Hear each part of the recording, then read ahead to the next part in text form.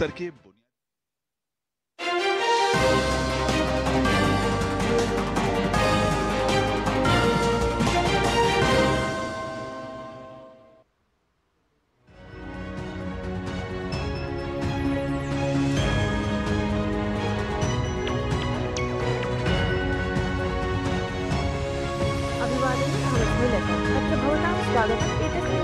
वार्ता प्रसारणे अथ वार्ताः।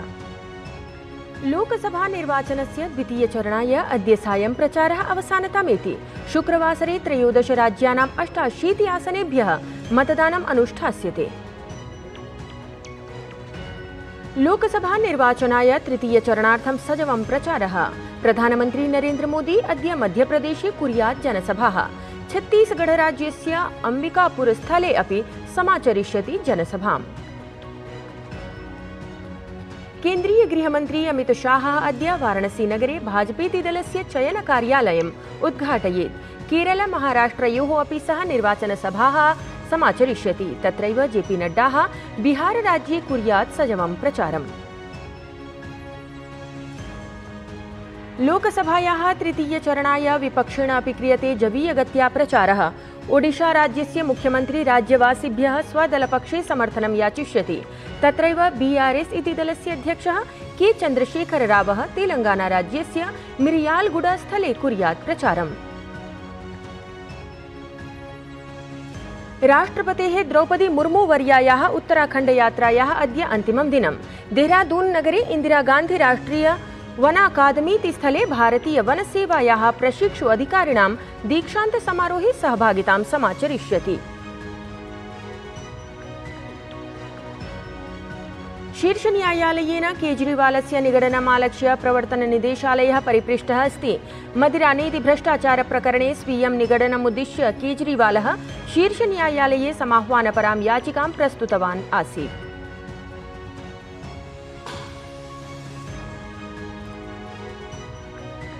इंडियन प्रीमियर लीग इति प्रतियोगितायाम् अद्य गुजरात टाइटन्स इत्येतस्य दलस्य सामुख्यं दिल्ली कैपिटल्स इति दलेन समं भविष्यति। तावत् गतदिने क्रीडिते द्वन्द्वे लखनऊ सुपर जायंट्स इत्येतत् दलेन चेन्नई सुपर किंग्स इति दलं पराजितम् आसीत्। अधुना वार्ताः विस्तरेण। लोकसभा निर्वाचनस्य द्वितीयचरणाय अद्य सायं प्रचारः अवसानतामेति। शुक्रवासरे 13 राज्यानां 88 आसनेभ्यः मतदानम् अनुष्ठास्यते। लोकसभा निर्वाचनस्य द्वितीये चरणे 13 राज्यानां केन्द्रशासितप्रदेशानां च 88 लोकसभासनेषु निर्वाचनं भविष्यति। यत्र असम, बिहार, छत्तीसगढ़, कर्णाटक, केरल, मध्यप्रदेश, महाराष्ट्र, मणिपुर, राजस्थान, त्रिपुरा, उत्तरप्रदेश, पश्चिम बंगाल, जम्मू कश्मीर राज्यानि सम्मिलितानि सन्ति।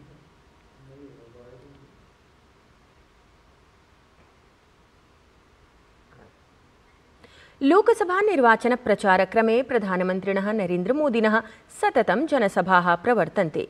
प्रधानमन्त्री नरेन्द्र मोदी अद्य छत्तीसगढ़ मध्यप्रदेशयोः जनसभाः सम्बोधयिष्यति। प्रधानमन्त्री छत्तीसगढ़स्य सरगुजा क्षेत्रे जनसभां सम्बोधयिष्यति। ततः मध्यप्रदेशस्य सागर बैतूल क्षेत्रयोः प्रधानमन्त्रिणः जनसभा भविष्यति। भोपाले प्रधानमन्त्रिणः मार्गीय यात्रा अपि समायोजयिष्यते।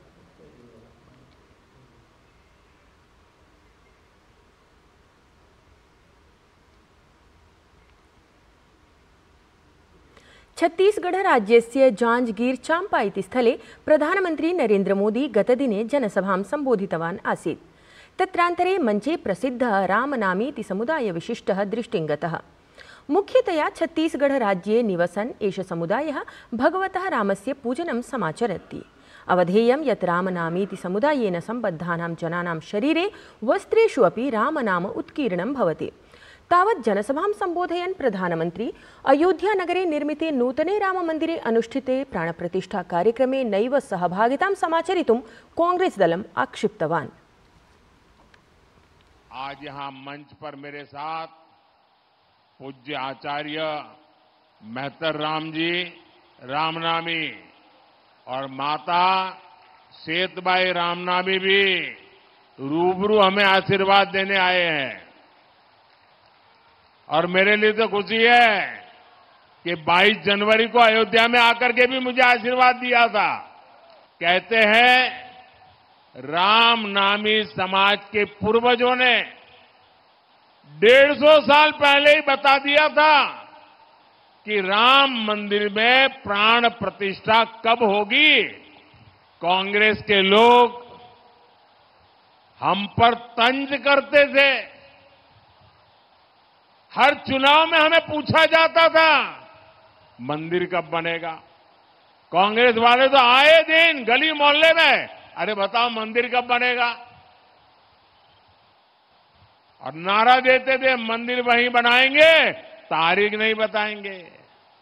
हमने उन्हें तारीख भी बताई, समय भी बताया, निमंत्रण भी भेजा, लेकिन कांग्रेस के 7वें आसमान के अहंकार ने, वो अपने आप को राम से भी बड़ा मानते हैं, प्रभु राम से भी बड़ा मानते हैं, और उन्होंने प्राण प्रतिष्ठा के कार्यक्रम का निमंत्रण ठुकरा दिया। हमारे ऐसे संतों का वो अपमान है कि नहीं है? माता शबरी का अपमान है कि नहीं है? और ये क्षेत्र तो माता शबरी का स्थान है। तत्रैव राजस्थानराज्यस्य टोंक सवाई माधोपुर संसदीय क्षेत्रे एकां नैर्वाचनिकीं जनसभां सम्बोधयन् प्रधानमन्त्री कांग्रेसदलम् आक्षिप्तवान्। सः उक्तवान् यत् यदा कालात् कांग्रेसदलस्य तुष्टीकरणपरां नीतिं सर्वसमक्षम् आनीतवान् तदा कालतः कांग्रेसदलम् असन्तुष्टम् अनुभवति। अभी परसों जब मैं राजस्थान आया था तो मेरा एक 1.5 मिनट का भाषण, 90 सेकंड का भाषण, और मैंने कुछ सत्य देश के सामने रखा, और पूरी कांग्रेस और इंडी गठबंधन में ऐसी भगदड़ मची है, ऐसी भगदड़ मची है। मैंने सत्य रखा देश के सामने। कांग्रेस आपकी संपत्ति छीनकर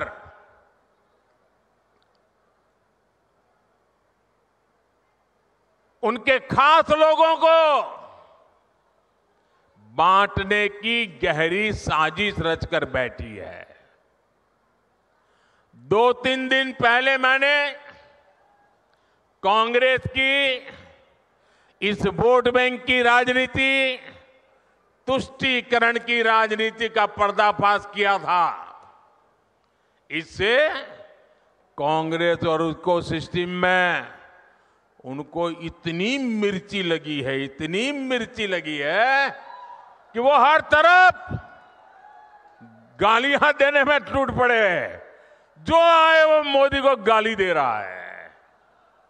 मैं कांग्रेस से जानना चाहता हूं, आखिर कांग्रेस सच्चाई से इतना डरती क्यों है? कांग्रेस क्यों अपने नीतियों को ऐसे छिपाने में लगी है? जब आपने नीति बनाई है, निर्णय लिया है, तो अब जब मोदी जी ने खुल करके राज रख दिया, आपका हिडन एजेंडा बाहर आ गया, तो अब कांप रहे हो? अरे हिम्मत है तो स्वीकार करो, हम आपसे मुकाबला करने के लिए तैयार हैं। तावत् उत्तरप्रदेशस्य मुख्यमंत्री योगी आदित्यनाथः अपि गतदिने पूर्वप्रधानमन्त्रिणः मनमोहन सिंह इत्येतस्य वक्तव्यम् आलक्ष्य कांग्रेसदलम् आलोचितवान्। सः उक्तवान् यत् कांग्रेसदलेन मुसल्मानेतर नाम्ना अल्पसंख्यक बहुसंख्यक नाम्ना च देशः सदैव विभाजितः अस्ति। कांग्रेस का ये परिवार सुपर पीएम बना हुआ था। डॉक्टर मनमोहन सिंह जी देश के प्रधानमंत्री थे। उन्होंने किसके इशारे पर कहा था कि देश के संसाधनों पर पहला अधिकार मुसलमानों का है? आप देश को मुसलमान और गैर मुसलमान के नाम पर, अल्पसंख्यक और बहुसंख्यक के नाम पर बांटना चाहते हैं? यह देश 1947 में एक विभाजन की त्रासदी को देखा है, और तो इस देश को आभार व्यक्त करना चाहिए प्रधानमंत्री मोदी जी का, जिनके कारण पिछले 10 वर्ष में 25 करोड़ लोग गरीबी रेखा से उभरे हैं। अवधेयं यत् कांग्रेस दलस्य घोषणापत्रमालक्ष्य प्रधानमन्त्री नरेन्द्र मोदी वृथां नैव आक्षिपति।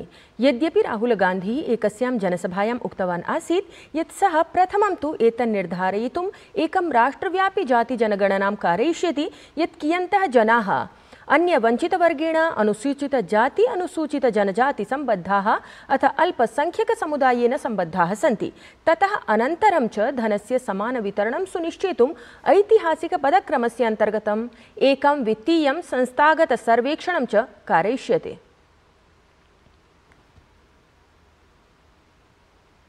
उत्तरप्रदेशस्य गौतमबुद्धनगरे जनसभां सम्बोधयन् रक्षामन्त्री राजनाथसिंहः प्रोक्तवान् यत् सूरत लोकसभाक्षेत्रे भारतीय जनता पार्टीति दलस्य प्रत्याशिनः निर्विरोधविजयम् आलक्ष्य कांग्रेसदलम् अन्यानि राजनीतिकदलानि प्रतिपादयन्ति यत् एतत् लोकतन्त्राय भयावहं वर्तते। एतद्विषये मम तेभ्यः परामर्शः यत् विशुद्धराजनीतिः एव विजयपदं प्राप्नोति, अतः विशुद्धा राजनीतिः करणीयेति।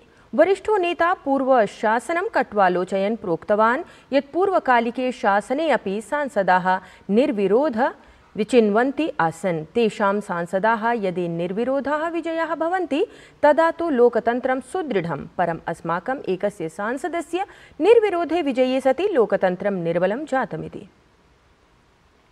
एतद्वार्ता संस्करणम् अधुना सम्पद्यते। अभिनववार्ताभिः सह पुनः उपस्थास्यामः। तावत् मङ्गलं भूयात्।